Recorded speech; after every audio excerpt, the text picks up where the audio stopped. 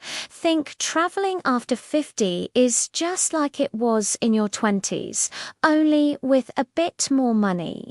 That's a common mistake, and it can turn your dream vacation into a nightmare. As we get older, our bodies change, and so do the rules of travel. The problem is, most travel agencies don't talk about this. They sell you the dream, but they don't prepare you for the reality.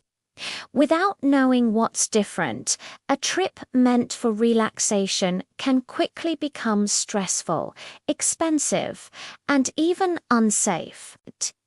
But here's the good news. Getting older doesn't mean you have to stop exploring.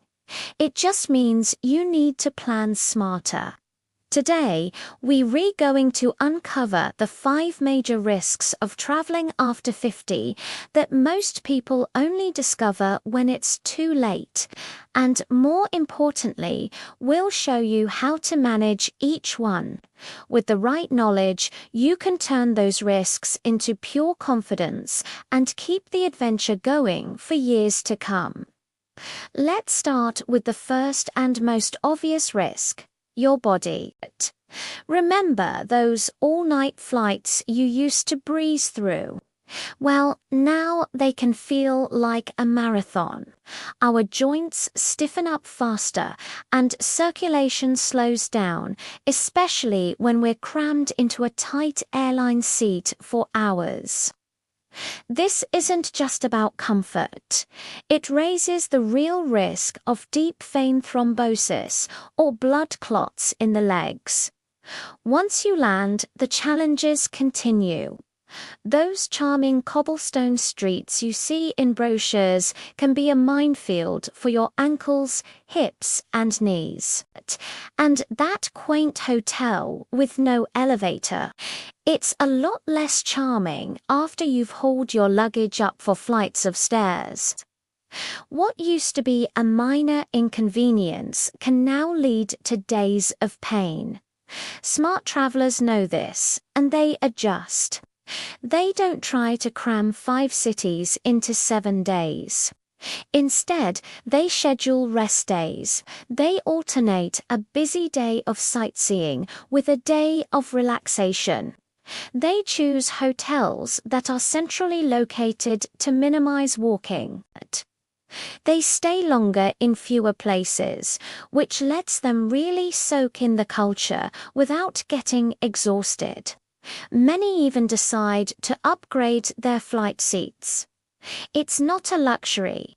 It's an investment in their health and the quality of their entire trip.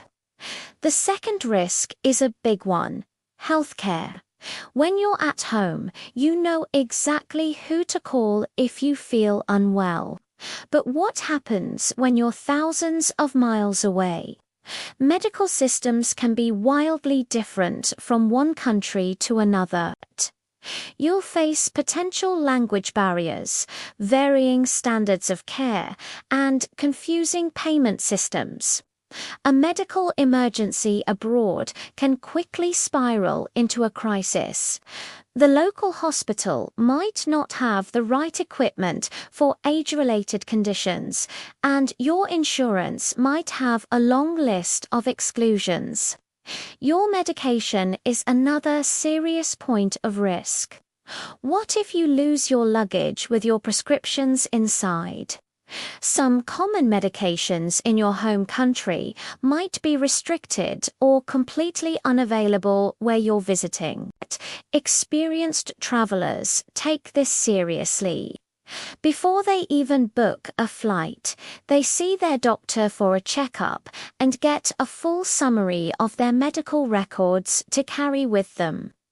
They always keep their medications in their carry-on bag, never in checked luggage. They do their homework, researching reputable hospitals near their destination. And most importantly, they buy comprehensive travel insurance that specifically covers pre-existing conditions and medical evacuation.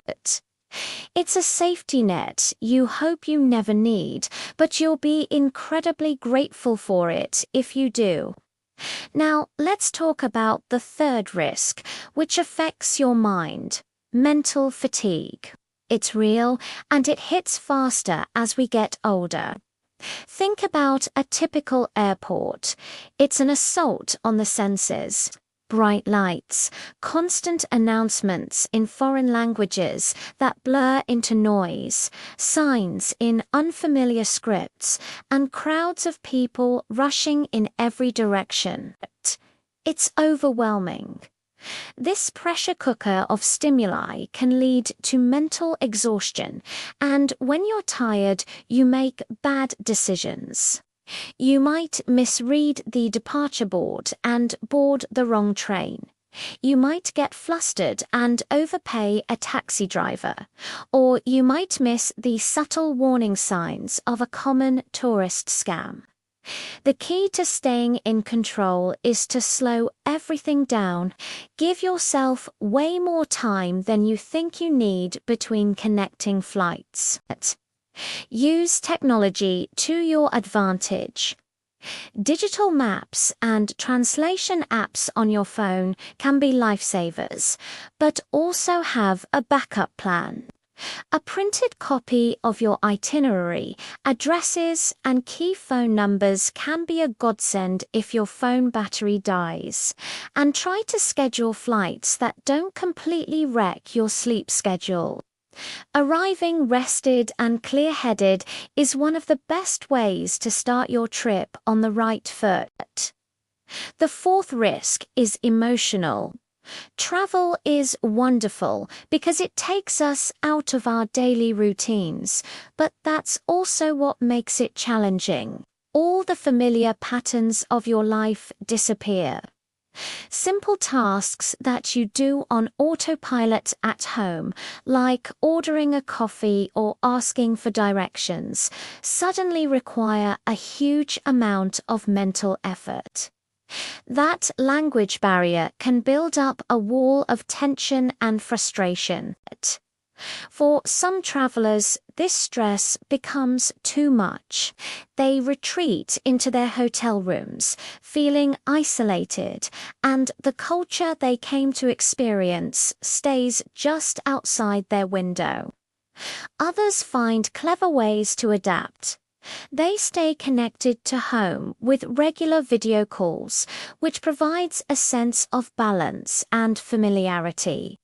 They make an effort to learn a few basic local phrases like hello, thank you, and excuse me. You'd be amazed how a small effort can lower your stress and open doors with local people. Opting for longer stays in one place can also build a sense of comfort. A neighborhood that felt strange on day 1 can feel like home by day 10. Over time, you build resilience, and the initial emotional stress gives way to a feeling of accomplishment and connection. The fifth and final risk we need to discuss is crime. Unfortunately, older travelers can sometimes be seen as easy targets. Thieves and scammers often look for signs of hesitation, confusion, or slower movement. They see it as an opportunity. Now, this isn't to make you paranoid, but to make you prepared. Your best defense is confidence. Walk with purpose, even if you're just browsing. Be aware of your surroundings, especially in crowded tourist areas or on public transport. This awareness itself is often enough to deter a potential threat. Invest in a good anti-theft bag or money belt to protect your valuables. Before you go, do a quick search online for common scams in your destination city. Just knowing what to look out for can prevent you from making a costly mistake. If you're traveling solo, consider joining a group for evening activities. There's safety in numbers. Some travelers also choose to focus their sightseeing on specific, well-policed areas to reduce their exposure to risk. It's not about limiting your fun. It's about making smart choices so you can relax and enjoy yourself without worry. So there you have it. The 5 big risks of travel after 50. Physical strain, medical uncertainties, mental overload, emotional stress, and the focus of criminals. Hearing them all at once might sound a little intimidating, but let me be clear, none of these should stop you from seeing the world. They are simply new variables in the travel equation.